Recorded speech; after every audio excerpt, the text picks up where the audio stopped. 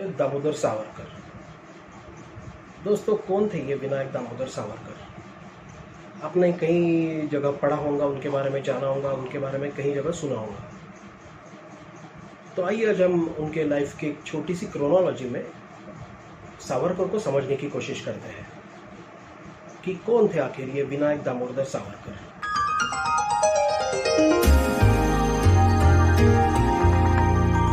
विनायक दामोदर सावरकर का जन्म महाराष्ट्र के नासिक जिले में भगूर नाम के एक छोटे से गांव में हुआ। भगूर देवलाली के पास एक 20-22 किलोमीटर पर स्थित एक छोटा सा गांव है। उनका नाम विनायक रखा गया, लेकिन सारे घर के लोग उन्हें प्यार से तात्या कहकर पुकारते थे। विनायक के घर में उनके माँ बाप, उनके बड़े भाई गणेश, उनकी बहन मैना और उनके छोटे भाई नारायण थे। गांव के लोग विनायक को बड़े प्यार से छोटे जागीरदार के नाम से पुकारते थे। बचपन से ही विनायक बहुत सेंसिटिव स्वभाव के थे। किसानों की मेहनत से हमेशा उनका दिल पसीज जाता।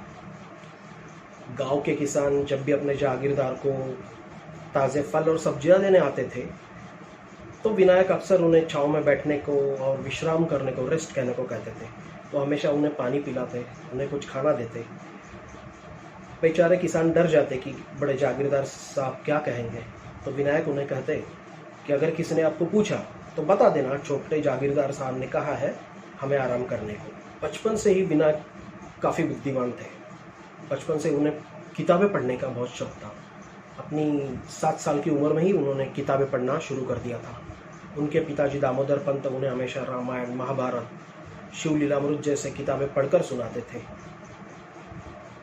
राणा प्रताप, शिवाजी महाराज, पेशवा की कहानियों से वो बचपन से ही काफ़ी इम्प्रेस थे। उन्हें भारत की हिस्ट्री, वेद, पुराण और रिलीजन्स के बारे में बचपन से ही काफ़ी नॉलेज था। विनायक केवल 9 साल के थे जब उनकी माँ का कॉलरा से देहांत हो गया। बचपन से ही विनायक हिंदू रिलीजन में जो कास्ट सिस्टम थी उसके काफ़ी खिलाफ थे। उन्हें नफरत थी ये कास्ट सिस्टम से, और उन्होंने अपने तरफ से इसे तोड़ने की पूरी कोशिश की। उनके दोस्त समाज के हर वर्ग, हर कास्ट से आते थे। वे उनके साथ खेलते, पढ़ते और साथ बैठकर खाते पीते भी थे। विनायक हमेशा अपने दोस्तों के साथ बैठकर उनके साथ मिलकर अखबार पढ़ते और दुनिया भर में जो हो रहा है उस पर डिस्कशंस करते।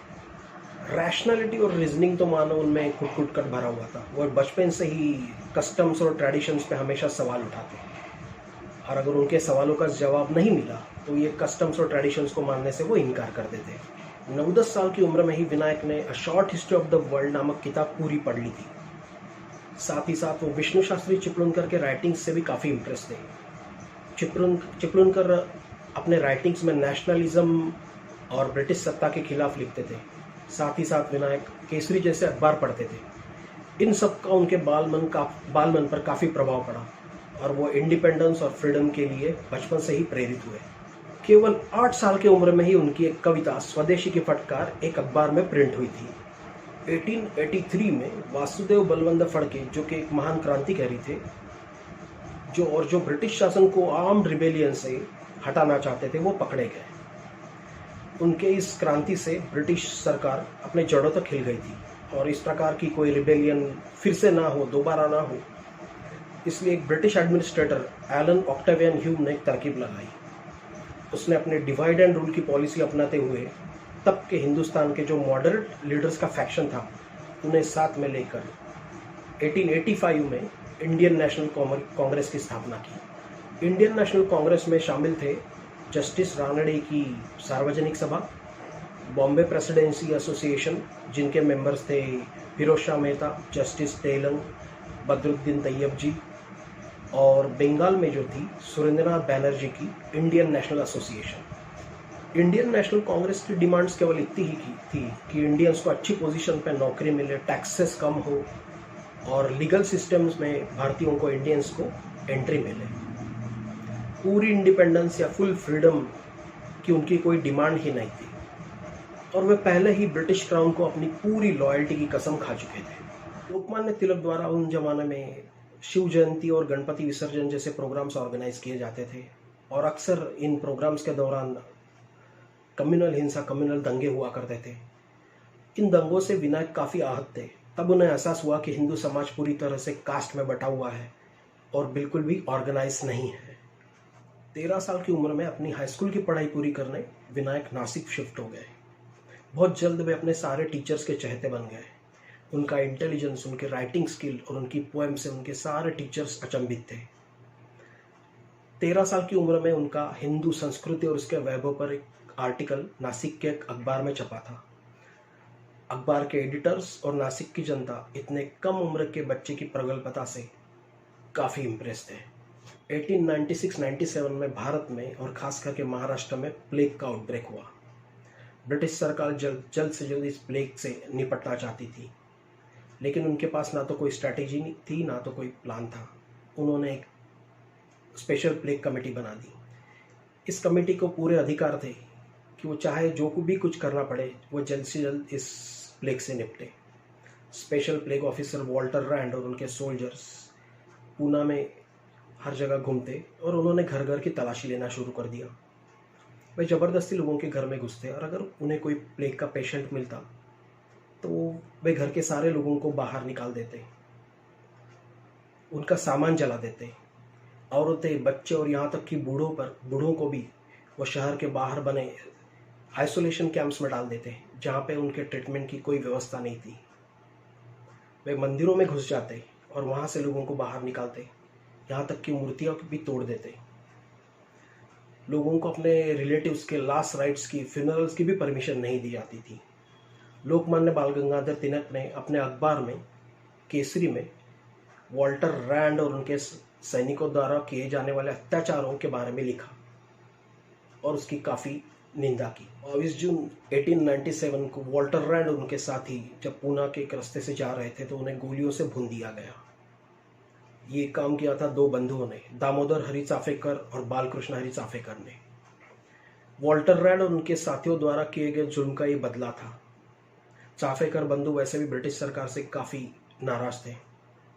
स्कोबल बिल द्वारा ब्रिटिश सरकार द्वारा हिंदुओं के रिचुअल्स और कस्टम्स में इंटरफेयर करना उन्हें गवारा ना गुजरा।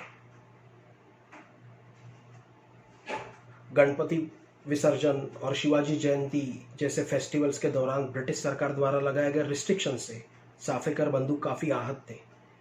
बाद में चाफेकर बंधुओं को फांसी चढ़ा दी गई। विनायक अखबारों में ये सब पढ़ रहे थे। चाफेकर बंधुओं को फांसी चढ़ाए जाने पर वो काफ़ी अपसेट हुए। वे रात भर रोते रहे। उन्होंने चाफेकर बंधुओं के त्याग पर एक कविता भी लिखी और तभी उन्होंने अपने घर के भवानी देवी के सामने कसम खाई कि मैं शत्रु को मारते मारते मरूंगा और अपनी आखिरी सांस तक देश के फ्रीडम के लिए लड़ता रहूंगा।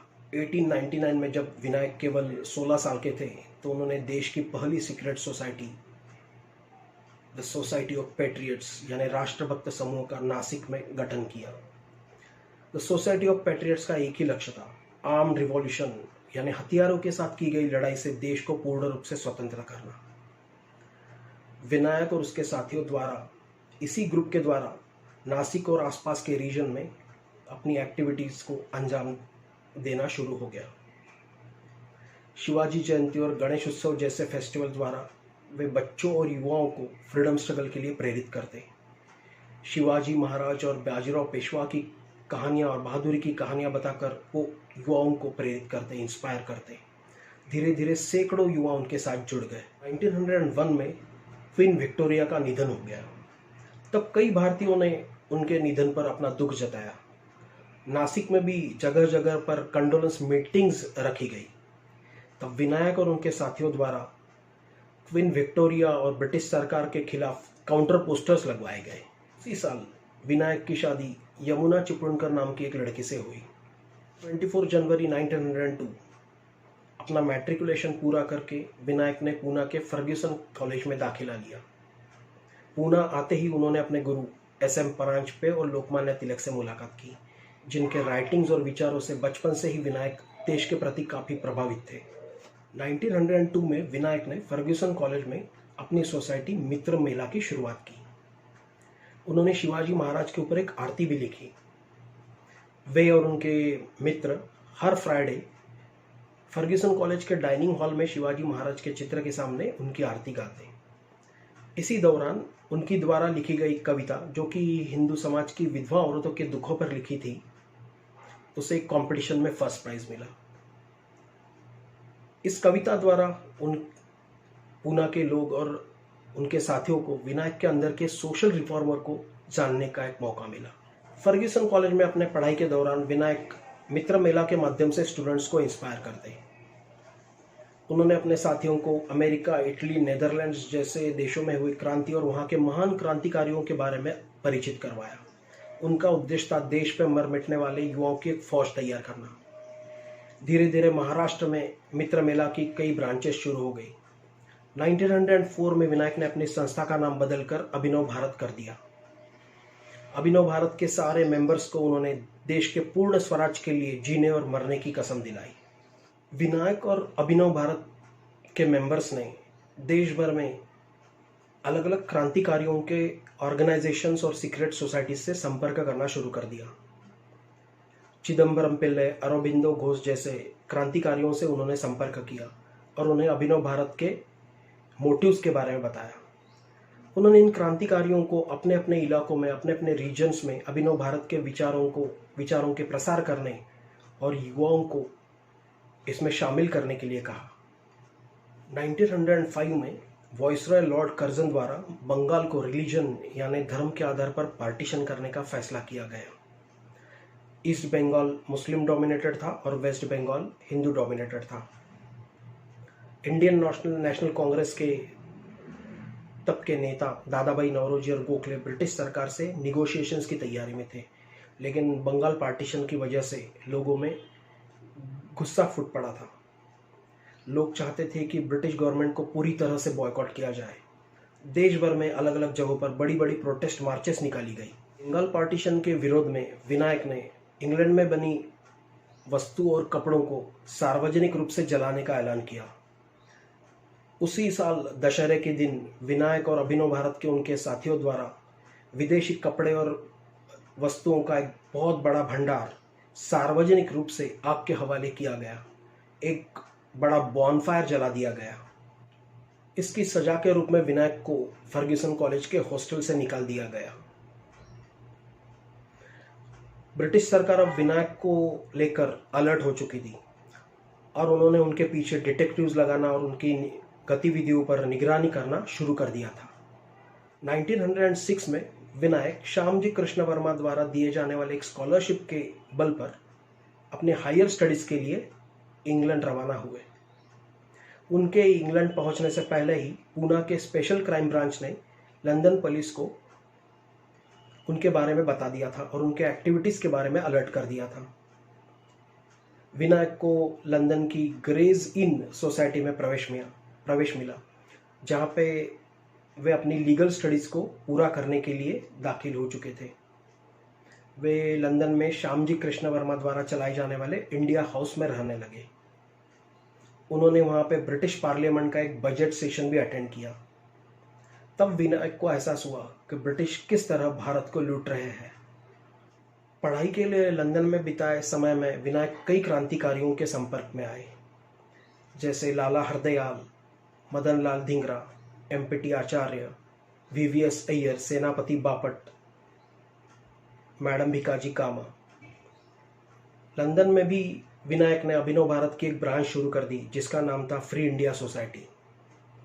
यहाँ पर भी विनायक ने अपने इंटेलिजेंस और ओरेटरी स्किल्स से सैकड़ों नौजवानों को देश के फ्रीडम के लिए प्रेरित किया। विनायक बचपन से ही इटालियन रिवॉल्यूशनरी जूसेप्पे मैज़िनी के क्रांति से काफ़ी प्रेरित थे। वे अपने साथियों को भी मैज़िनी के क्रांति के बारे में बताते और कहते कि कैसे मैज़िनी के क्रांति से ही इटाली, जो कि एक छोटे छोटे टुकड़ों में बटा था, आज एक यूनिफाइड स्टेट बन चुका है। उन्होंने मैज़िनी के ऑटोबायोग्राफी का मराठी ट्रांसलेशन किया और उसे एक बुक के रूप में प्रकाशित किया। ब्रिटिश सरकार ने उनके इस बुक पर पाबंदी लगा दी। 1906 में विनायक की मोहनदास करमचंद गांधी से लंदन के इंडिया हाउस में मुलाकात हुई। श्यामजी कृष्ण वर्मा गांधी जी के रवैये से नाखुश थे। अफ्रीका में डच सेटलर्स और ब्रिटिश सरकार के बीच में जो जंग चल रही थी, उसमें गांधी जी ने खुलेआम ब्रिटिश सरकार का साथ देने का फैसला किया था। अफ्रीका में ब्रिटिश सरकार द्वारा जो हजारों जूलुओं का कत्ल किया गया था, उसमें भी गांधी जी ने ब्रिटिश सरकार का समर्थन किया। यहाँ तक कि जूलुओं के खिलाफ चल रही इस लड़ाई में उन्होंने ब्रिटिश सरकार को ब्रिटिश आर्मी में भारतीयों को भी शामिल करने की सलाह दे डाली। विनायक सिख पंथ के इतिहास से भी काफ़ी प्रभावित थे। उन्होंने गुरुमुखी सीखी और आदि ग्रंथ, ग्रंथ प्रकाश और सिख गुरु द्वारा लिखे गए कई अन्य ग्रंथ उन्होंने पढ़ लिए। उन्होंने इस पर कई पैम्पलेट छपवाए जिनका नाम था खालसा। इन पैम्पलेट से भारत और दुनिया भर में सिख काफ़ी प्रभावित हुए। विनायक ने सिख सैनिकों को ब्रिटिश आर्मी छोड़कर देश के फ्रीडम के लिए लड़ने की अपील की। विनायक 1857 के क्रांति से काफ़ी प्रभावित थे। उन्होंने इंडिया हाउस की लाइब्रेरी में कई महीनों तक रिसर्च कर 1857 के रिवॉल्यूशन के बारे में लिखे कई रिकॉर्ड्स और किताबें पढ़ी। तब उन्हें एहसास हुआ कि ये सारी किताबें ब्रिटिश ऑथर्स ने लिखी हुई है और उनके नज़रिए से लिखी हुई है। 1857 के क्रांतिकारियों के कार्य और उनके बलिदान के बारे में कोई महत्व ही नहीं दिया गया है। उसी दौरान 1857 में ब्रिटिश सेना द्वारा हासिल की गई जीत का गोल्डन जुबिली ईयर था। पूरे इंग्लैंड में इसे बड़ी धूमधाम से मनाया जा रहा था। विनायक और इंडिया हाउस के उनके साथियों द्वारा इसे काउंटर करने का प्लान बनाया गया। उन्होंने भी 1857 के रिवॉल्यूशन को ऑनर करने का और उनकी बहादुरी को याद करने का फैसला किया। इंडिया हाउस में एक बड़े प्रोग्राम का आयोजन किया गया जहां लगभग 200 भारतीय उपस्थित थे।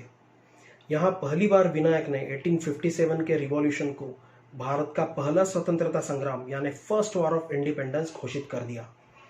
उन्होंने अपनी पूरी रिसर्च को एक बुक के रूप में प्रस्तुत किया और उन्होंने इस बुक का टाइटल रखा the Indian war of independence of 1857। Vinayak ने इस किताब में रानी लक्ष्मीबाई, तात्या टोपे, नाना साहब, मंगल पांडे, बहादुर शाह जफर, मौलवी अहमद शाह जैसे महान क्रांतिकारियों के बारे में काफ़ी डिटेल से लिखा हुआ है। जब भारत में कोई प्रिंटर इसे पब्लिश करवाने को तैयार नहीं थे तो इस बुक को जर्मनी और फ्रांस में छपवाने की कोशिश की गई, लेकिन वहाँ पर भी ब्रिटिश सरकार के डर से कोई प्रिंटर इसे पब्लिश करवाने को तैयार नहीं था। बाद में एक हॉलैंड के एक प्रिंटर से इसे पब्लिश करवाया गया, लेकिन तुरंत ही ब्रिटिश सरकार द्वारा इस बुक को भी बैन करवा दिया गया। लेकिन अभिनव भारत के फॉलोअर्स ने अलग अलग किताबों की बुक कवर्स में छुपाकर इस बुक की कई कॉपीज को भारत पहुंचाया। इस बुक की कई अलग अलग एडिशंस निकली। कहा जाता है कि लगभग 20 साल बाद सरदार भगत सिंह ने इसकी 4th एडिशन पब्लिश की। 1940 में राज बिहारी बोस और नेताजी सुभाष चंद्र बोस ने भी इसकी एक एडिशन जापान में पब्लिश करवाई थी। 1907 में जर्मनी के स्टटगार्ड में इंटरनेशनल सोशलिस्ट कांग्रेस होने वाली थी। मैडम भिकाजी कामा और सरदार सिंह राणा को इसे अटेंड करने की जिम्मेदारी दी गई। तब विनायक ने पहली बार आज़ाद भारत को रिप्रेजेंट करने के लिए एक फ्लैग डिज़ाइन किया। मैडम भिकाजी कामा ने पूरी दुनिया से अपील की कि वह भारत की जनता को, जो कि दुनिया की आबादी का लगभग 1/5 है, उसे आज़ाद होने में मदद करें। विनायक और अभिनव भारत के उनके साथी रशिया, चाइना, इजिप्ट और आयरलैंड के रिवॉल्यूशनरी के संपर्क में थे। उन्होंने इस दौरान हथियार चलाना और बम के इस्तेमाल में ट्रेनिंग हासिल की। रशियन रिवॉल्यूशनरीज की मदद से उन्होंने एक बॉम्ब मैनुअल तैयार किया और एक क्रांतिकारी सेनापति बापट इस बॉम्ब मैनुअल की एक कॉपी को बच बचाकर भारत ले आए। भारत में भी इसकी सैकड़ों कॉपियां बनाकर देश के हर कोने में क्रांतिकारियों को पहुंचा दी गई। 1908 में खुदीराम बोस और प्रफुल्ल चाकी ने इसी बॉम्ब मैनुअल का इस्तेमाल कर मुजफ्फरपुर में अंग्रेजों पर बम फेंके। हिस्ट्री की बुक्स में इसे अलीपुर बॉम्ब केस के नाम से जाना जाता है। खुदीराम बोस और प्रफुल्ल चाकी को बाद में फांसी दे दी गई और जब लोकमान्य तिलक ने अपने अखबार केसरी में उनके इस वीरता को डिफेंड किया तो उन्हें भी 6 साल की सजा सुनाई गई और उन्हें बर्मा के मंडाले में एक जेल में भेज दिया गया। अभिनव भारत के मेंबर्स मिर्ज़ा अब्बास और सिकंदर हयात खान ने पेरिस से 20 ब्राउनिंग पिस्टल्स और कारतूसों की एक बड़ी कंसाइनमेंट भारत भेजने का प्लान बनाया। इंडिया हाउस के खानसामा चतुर्भुज अमीन के हाथों इस कंसाइनमेंट को हिंदुस्तान भेजा गया। इसके बाद विनायक पर मानो दुखों के पहाड़ टूटकर गिरना शुरू हुए। उन्हें अपने 4 साल के बच्चे प्रभाकर के देहांत की खबर मिली।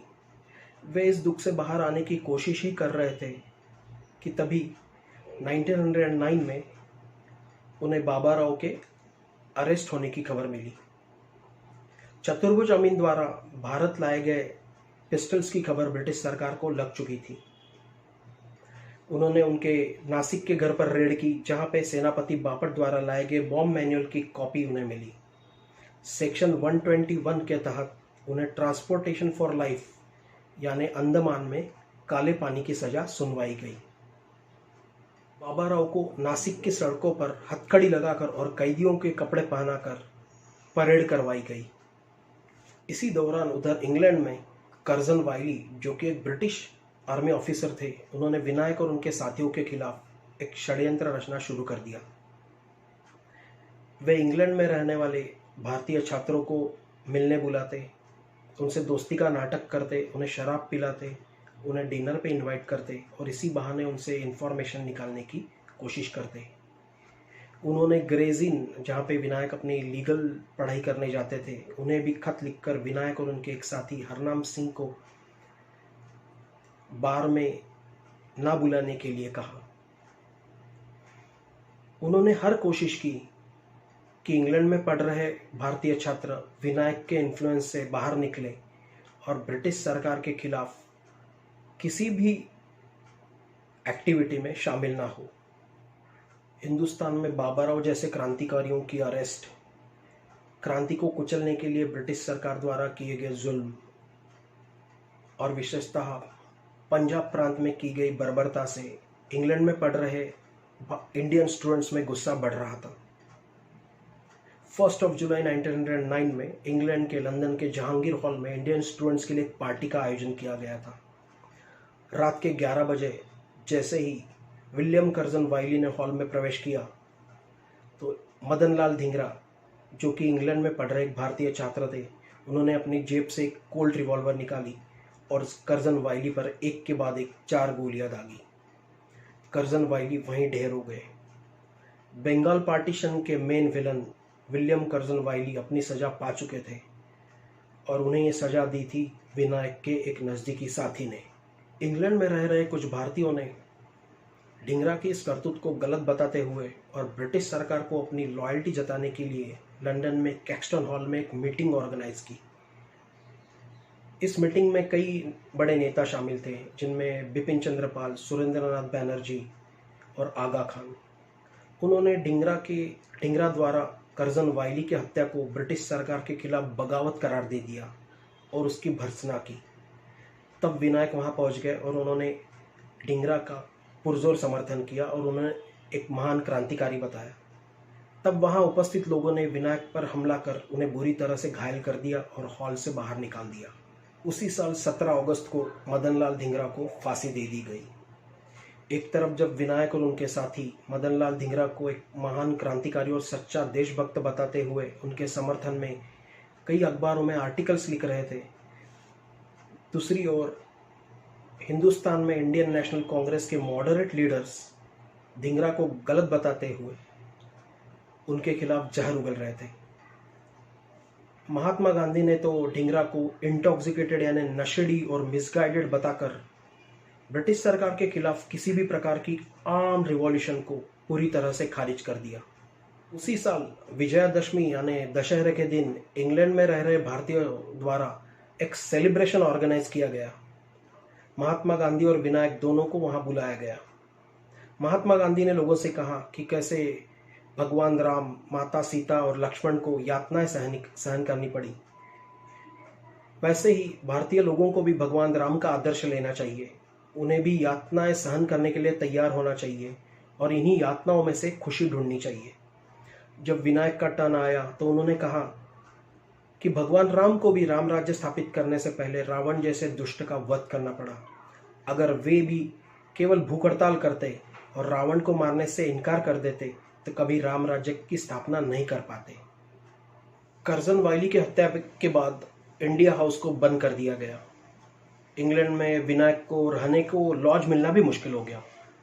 वे जहां भी जाते पुलिस अपना प्रेशर डालकर लॉज के मालिक को धमकाते और जल्द ही उन्हें बाहर कर दिया जाता। उसी समय हिंदुस्तान में वायसराय लॉर्ड मिंटो के एक जुलूस पर अभिनव भारत के मेंबर्स द्वारा बम फेंके गए और इसी जुर्म में विनायक के छोटे भाई नारायण राव को दोषी करार देते हुए गिरफ्तार कर लिया गया। विनायक अब निराश हो चुके थे। उन्होंने लंदन छोड़ ब्राइटन नाम के एक छोटे से गांव जाने का फैसला किया। वहीं एक दिन समुद्र किनारे उदास बैठे हुए उनका मन हिंदुस्तान वापस जाने के लिए बेताब हो गया। इसी उदासी में उन्होंने एक रचना की। यही रचना आने वाले समय में एक अजरामर मेलोडी बनी। परत मातृभूमि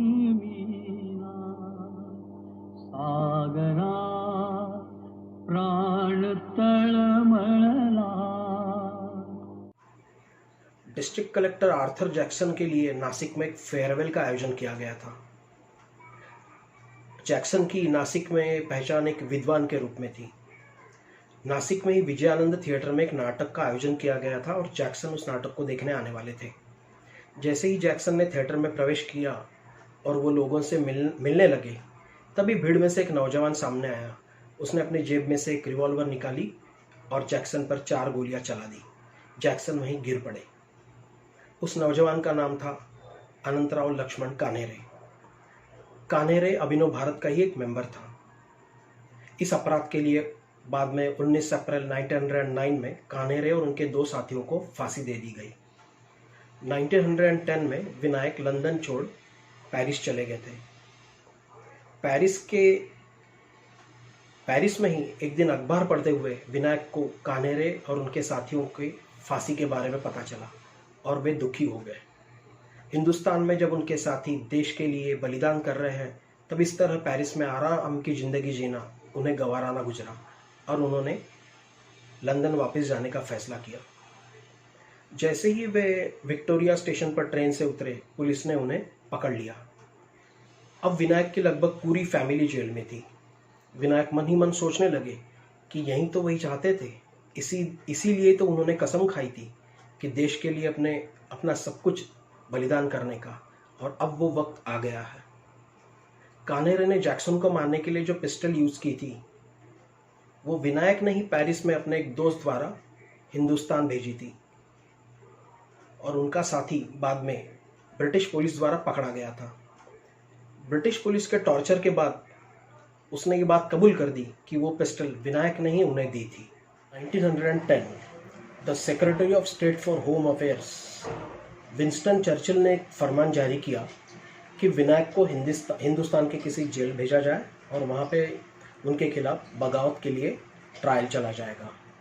जल्द ही विनायक को SS मोरिया नाम के जहाज से हिंदुस्तान के लिए रवाना कर दिया गया। उनके साथ 2 British police officers, inspector power और इंस्पेक्टर पार्कर भी थे। अपनी यात्रा के दौरान जब एक दिन SS मोरिया फ्रांस के मार्से पर डॉक हुआ था, तब विनायक ने टॉयलेट जाने का बहाना किया और उन्होंने टॉयलेट में बने हुए पोर्ट होल से समुद्र में छलांग लगा दी। वे तट पर पहुंचे और उन्होंने दौड़ना शुरू कर दिया। प्लान यह था कि मैडम भिकाजी कामा, अय्यर, वीरनाथ चट्टोपाध्याय जैसे क्रांतिकारी वहां मौजूद रहेंगे और वो विनायक को वहां से छुड़ाने में, एस्केप करने में मदद करेंगे। अनफॉर्चुनेटली इन लोगों को वहां पहुंचने में देरी हो गई और फ्रेंच पुलिस ने विनायक को पकड़ लिया। विनायक ने उन्हें समझाने की काफ़ी कोशिश की कि वे एक पॉलिटिकल प्रिजनर है और अब वे फ्रांस की भूमि पर हैं और वे चाहे तो उन्हें गिरफ्तार कर सकते हैं। लेकिन फ्रेंच पुलिस को विनायक की अंग्रेजी समझ में नहीं आई और उन्होंने एक चोर समझकर विनायक को जहाज पर मौजूद ब्रिटिश पुलिस को सौंप दिया। हिंदुस्तान में विनायक के ट्रायल के लिए एक स्पेशल ट्रिब्यूनल बनाया गया। इस ट्रिब्यूनल में ना तो कोई जूरी थी और ना ही विनायक को अपील करने की कोई छूट दी थी। 30 जनवरी 1911 को विनायक को सजा सुनाई गई। कर्जन वाइली और जैक्सन के हत्या के आरोप में, ब्रिटिश सरकार के खिलाफ बगावत छेड़ने के आरोप में अभिनव भारत के मेंबर्स द्वारा की गई एक्टिविटीज़ के लिए और अपने राइटिंग्स और भाषणों के जरिए दुनिया भर में फैले भारतीयों को ब्रिटिश सरकार के खिलाफ भड़काने के आरोप में उन्हें डबल ट्रांसपोर्टेशन फॉर लाइफ की सज़ा सुनवाई गई। दोनों मिलाकर उन्हें लगभग 50 साल की आजीवन कारावास की सज़ा हुई और उसके लिए उन्हें अंडमान भेजा गया। उस समय के हिंदुस्तान के किसी भी बड़े नेता ने विनायक का सपोर्ट नहीं किया। उस समय द टाइम्स ऑफ इंडिया में एक आर्टिकल छपा था जिसका टाइटल था the rascal has at last met with his fate. 27 जून 1911 विनायक को एसएस महाराजा नाम के जहाज से अंडमान भेजा गया। ये वही अंडमान का जेल था जहां 1857 के क्रांतिकारियों को लाया गया था। ये वही अंडमान का जेल था जहां उनके बड़े भाई बाबा राव भी कैद में थे। ये वही अंडमान का जेल था जहां अलीपुर बॉम्ब केस के हेमचंद्र दास और बैरिन घोष जैसे क्रांतिकारी सजा भुगत रहे थे। विनायक को इसी सेल्यूलर जेल में लाया गया। ये जेल 3 मंजिला था। विनायक और उनके साथियों को छोटे छोटे अंधेरे सेल्स में रखा गया। विनायक को सबसे ऊपरी मंजिल पर बराक नंबर 7 में रखा गया। उन्हें जानबूझकर ऐसे सेल में रखा गया जहां उन्हें फांसी जाते हुए अन्य कैदियों को देखना पड़ता और उनकी चीखें सुननी पड़ती। यहाँ विनायक और अन्य कैदियों को हाथों में जंजीरें बांधकर उन जंजीरों को छत से टांगकर कई घंटे खड़े रहने को मजबूर किया जाता। अधपके चावल की गंजी, अधपकी रोटियां, थोड़ा सा नमक और जंगल से लाई गई सब्जियां, बस यही उनका रोज का खाना था। कई बार जंगल से लाई गई सब्जियों में छोटे छोटे सांप के टुकड़े और कीड़े मकोड़े पाए जाते। ऐसा अनहेल्दी खाना खाकर कई कैदी डायरिया जैसे बीमारी का शिकार बन जाते। जेल में उन्हें कोलू के बैल की तरह नारियल और सरसों का तेल निकालने के लिए कई घंटों गोल गोल घुमाया जाता था। रोज उन्हें लगभग 2 पाउंड के नारियल के रेशे निकालने के लिए मजबूर किया जाता था। इन रेशों का बाद में रस्सी बनाने में इस्तेमाल किया जाता था। इस जुल्म और ज़बरदस्ती से, अनहेल्दी खाने से और टॉर्चर से कई कैदी अपना दम तोड़ चुके थे। इस टॉर्चर से बचने के लिए कई कैदी जेल वार्डन के मुखबिर बन चुके थे। विनायक हमेशा अपने साथी कैदियों के ढाढ़स बंधाते और उन्हें कहते कि बहुत जल्दी उनके दुखों का अंत होने वाला है। अब धीरे धीरे साथी कैदी विनायक को बड़े रिस्पेक्ट से देखने लगे। एक दिन विनायक की मुलाकात अपने बड़े भाई बाबा राव से हुई। विनायक को देख बाबा राव बड़े दुखी हो गए। वो ये नहीं जानते थे कि विनायक को भी उसी जेल में लाया गया है। उसी दौरान विनायक को एक लेटर मिला। उस लेटर में लिखा था कि बॉम्बे यूनिवर्सिटी ने उन्हें जो बीए की डिग्री दी थी उसे खारिज किया गया है। 1911 के आखिर जॉर्ज V ब्रिटेन के एम्परर बन चुके थे। इसी तहत दिल्ली दरबार का आयोजन किया गया था और सभी कैदियों को कहा गया था कि वो अपनी सजा या तो कम करने या माफ़ करने के लिए पिटिशंस दें। विनायक और उनके साथ अन्य कैदियों को भी पिटिशंस देनी पड़ी। जेल के कई अन्य कैदियों की सजा या तो माफ़ हुई या तो कम हुई, लेकिन विनायक के पिटिशंस को रिजेक्ट कर दिया गया। अपने पिटिशन के रिजेक्शन से दुखी होने के बजाय विनायक इस बात से बहुत खुश हुए जब उन्हें पता चला कि ब्रिटिश सरकार ने बंगाल के पार्टीशन को रोक दिया है। अपनी सजा के दौरान विनायक अक्सर अपनी सेल की दीवार पर कुछ ना कुछ लिखते रहते और उसे मेमोराइज करते रहते। इसी तरह उन्होंने कई कविताएं लिखी थी और उन्हें मेमोराइज कर लिया था। अक्टूबर 1913 रेजिनाल्ड क्रैडक को ब्रिटिश सरकार द्वारा अंडमान में हालत जानने के लिए और एक रिपोर्ट बनाने के लिए भेजा गया। अपने सर्वे के दौरान क्रैडक ने विनायक से भी मुलाकात की थी। उन्होंने विनायक को ब्रिटिश सरकार के सामने फिर से एक पिटीशन देने को कहा था। बैरिस्टर होने के नाते विनायक हमेशा कोई ना कोई पिटीशंस अपने लिए, अपने साथी कैदियों के लिए और जेल में जो उनकी कंडीशंस थी उन्हें इम्प्रूव करने के लिए लिखते रहते थे। इसी सिलसिले में उन्होंने ब्रिटिश सरकार के सामने फिर से एक बार पिटीशन रख दी, जिसमें उन्होंने अपने ऊपर बार बार होने वाले अन्याय को उजागर किया। उन्होंने कहा कि क्यों कानून के तहत मिलने वाली रियायतें उन्हें नहीं दी जा रही है। उन्हें या तो मेनलैंड के किसी जेल में भेजा जाए या अन्य कैदियों की तरह ट्रांसपोर्ट की तरह ट्रीट किया जाए। इसी पिटीशन को लेकर आने वाले सालों में विनायक पर ब्रिटिश सरकार के सामने घुटने टेकने के आरोप लगा दिए गए थे। जिस विनायक और उसकी पूरी फैमिली ने देश के लिए अपना पूरा सब कुछ कुर्बान कर दिया था, जो चाहते तो अपने एजुकेशन के बलबूते पर ब्रिटिश सरकार की कोई नौकरी पाते, कोई बड़ी पोजीशन हासिल करते और आराम से ज़िंदगी जीते, जिन्होंने अपना सब कुछ ब्रिटिश सरकार से लड़ने में गंवा दिया था, जिन्होंने अपने लाइफ का सबसे इम्पोर्टेंट समय, अपना यूथ ब्रिटिश सरकार से लड़ने में जेल में बिता दिया था, उनके ऊपर इस प्रकार के आरोप होना विनायक के ऊपर सबसे बड़ा इंसल्ट था। ब्रिटिश सरकार ने उनके पिटीशन को कोई इम्पोर्टेंस नहीं दिया। क्रैडॉक ने खुद ही लिखा था कि वे विनायक पर बिल्कुल ही विश्वास नहीं करते।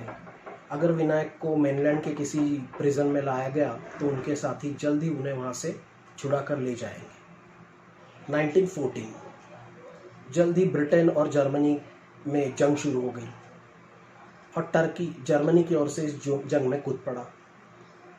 विनायक को जेल में एक मैसेज मिला कि अभिनव भारत के यूरोपियन मेंबर्स द्वारा जर्मनी के साथ मिलकर उन्हें अंडमान के जेल से छुड़ाए जाने का प्लान बनाया जा चुका है। दिसंबर 1915 रासबिहारी बोस ने अंडमान पर अटैक करने का प्लान बनाया। हथियारों से लैस एक जहाज अंडमान पर अटैक करने निकल पड़ा। उनका प्लान था कि अंडमान पर अटैक करना और वहाँ से पॉलिटिकल प्रिजनर्स को छुड़ाकर बर्मा ले जाना। इस जहाज के पीछे जर्मनी के 2 वारशिप्स भी थे, जिनका मकसद था अंडमान की जेल को पूरी तरह से डिस्ट्रॉय करना और वहाँ पे मौजूद ब्रिटिश नेवी से निपटना। अनफॉर्चुनेटली इस जहाज को ब्रिटिश नेवी के हेवी क्रूजर HMS कॉर्नवॉल ने समुद्र में डुबा दिया। सिंगापुर में ब्रिटिश पुलिस द्वारा एक जर्मन सीक्रेट सर्विस एजेंट को अरेस्ट किया गया। इस सीक्रेट सर्विस एजेंट के पास एक लिस्ट मिली। इस लिस्ट में उन प्रिजनर्स का नाम था जिनको जर्मनी द्वारा अंडमान से छुड़ाने का प्लान बना हुआ था। इस लिस्ट में विनायक का नाम सबसे ऊपर था। इस एजेंट के पास जेल के कई फोटोग्राफ्स, नक्शे, गार्ड्स की संख्या, उनका रूटीन, इस प्रकार की कई जानकारियां बरामद की गई। ये पॉसिबल ही नहीं था कि इतनी सारी जानकारी जेल के बाहर आए जब तक अंदर का कोई इंसान इसमें इन्वॉल्व ना हो। ब्रिटिश अथॉरिटीज़ का शक विनायक पर ही था, क्योंकि विनायक ही ऐसे इंसान थे जो पढ़ाने और लिखाने के बहाने सारे कैदियों से मिलते थे। वे कैदियों की क्लासेस लेते थे, वे उन्हें किताबें पढ़ने और उन पर डिस्कशंस करने के लिए एनकरेज करते थे। जेल में ही विनायक ने वेदांत, उपनिषद, वेद वशिष्ठ, बाइबल और यहाँ तक कि कुरान भी पढ़ ली थी। नवंबर 1920 तक नारायण राव अपने बड़े भाई विनायक और बाबा राव को छुड़ाने के लिए काफ़ी एफर्ट्स कर चुके थे। इसी सिलसिले में उन्होंने महात्मा गांधी को भी एक खत लिखा था। लेजिस्लेटर्स मोहम्मद फैयाज खान, विट्ठल भाई पटेल और रंगास्वामी अय्यंगार ने लेजिस्लेटिव काउंसिल्स में कई रिजोल्यूशंस उठाने के बाद आखिर मई 1921 में विनायक को मेनलैंड के प्रिजन में लाने का फैसला किया गया। लेकिन ये कोई ब्रिटिश सरकार द्वारा विनायक पर दिखाई गई मेहरबानी नहीं थी, बल्कि ब्रिटिश सरकार सेल्युलर जेल को बंद करने का फैसला कर चुकी थी। जिस दिन विनायक सेल्युलर जेल छोड़कर जाने लगे, एक मराठा कैदी खुशाबा दौड़ते दौड़ते उनके पास आया और उन्होंने विनायक को एक फूलों की माला पहना दी। अपने साथी कैदियों के इस रवैये से, अपने साथी कैदियों के इस भावना से विनायक काफ़ी इमोशनल हो गए। उन्हें लगा जैसे उन्होंने अपने देश के लिए और अपने लोगों के लिए जो बलिदान किया वो सफल हो गया। वे अपना सारा दुख भूल गए और उनमें एक नई उम्मीद जाग उठी। विनायक को महाराष्ट्र के रत्नागिरी के जेल में भेजा गया। अपने रत्नागिरी के जेल में बिताए समय को विनायक पढ़ने और लिखने में व्यतीत करने लगे। उन्होंने वहाँ कमला, गोमांतक और सप्तर्षि जैसे अपनी फेमस कविताओं की रचना की। रत्नागिरी में विनायक ने जबरदस्ती और गलतफहमी से हिंदू धर्म छोड़कर अन्य धर्म में गए हिंदुओं को वापस लाने का बड़ा महत्वपूर्ण कार्य किया।